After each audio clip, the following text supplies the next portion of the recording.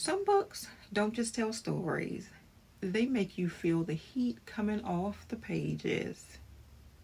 The kind of books where the air feels heavy, everybody's hiding something, and tension sits underneath every conversation like a storm waiting to break.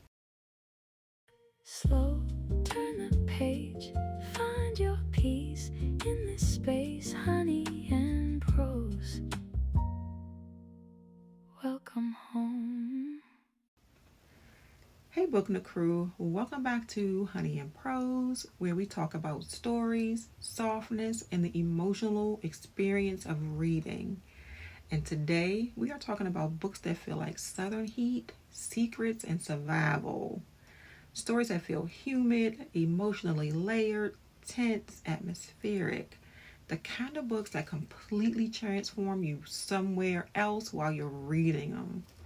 So grab your tea, get comfortable, and let's get into it. First up, King of Ashes. This book centers around family, obligation, and the kind of past that never really lets you go.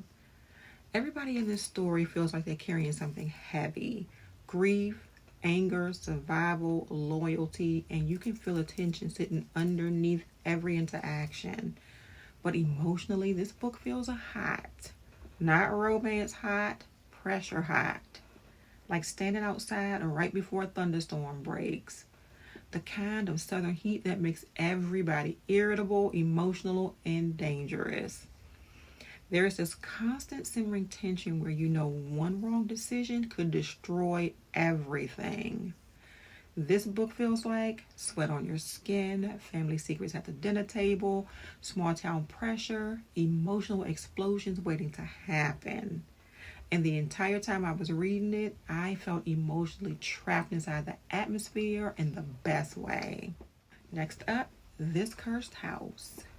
This story has that classic Southern Gothic feeling where the house itself feels alive.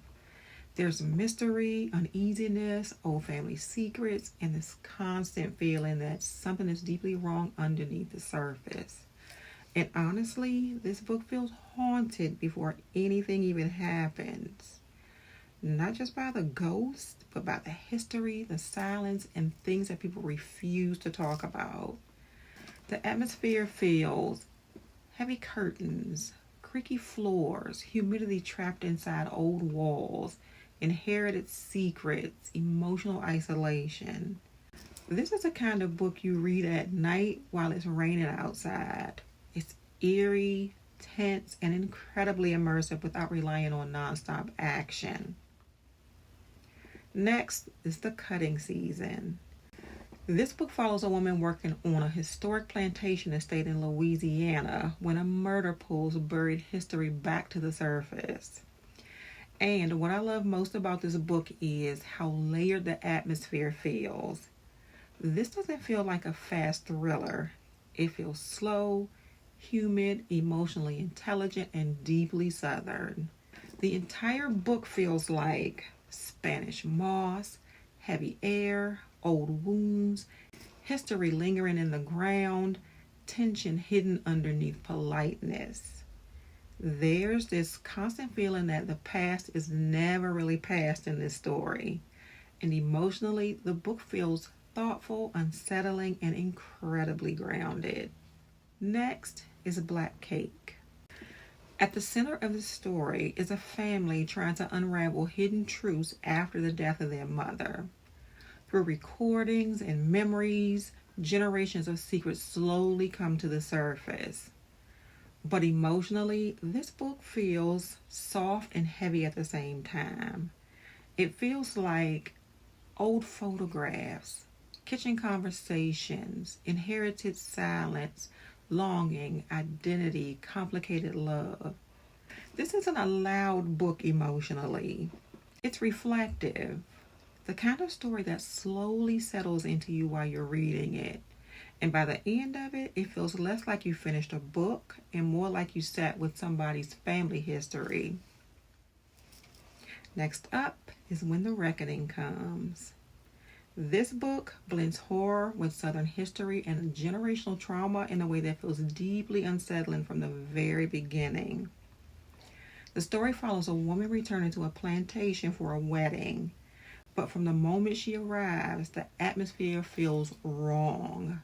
And honestly, this book feels like being watched.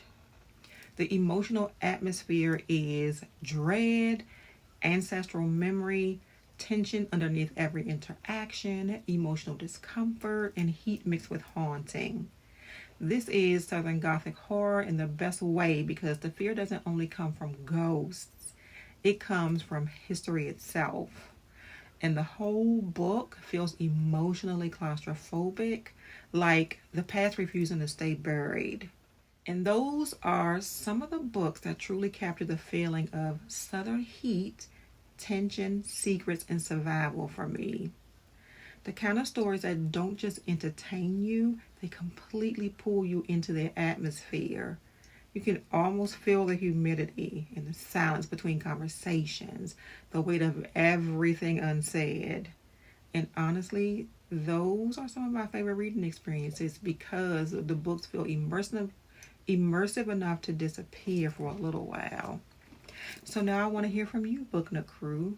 What's a book that gave you this exact kind of atmosphere? Drop your recommendations down below because you already know I'm always looking for stories that create a feeling.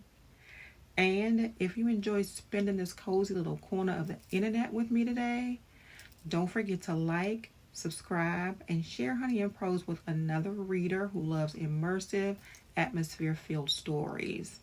Until next time, sip something warm, pick up something good, and I will see you in the next chapter.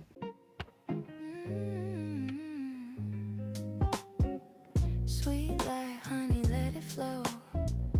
Every line got a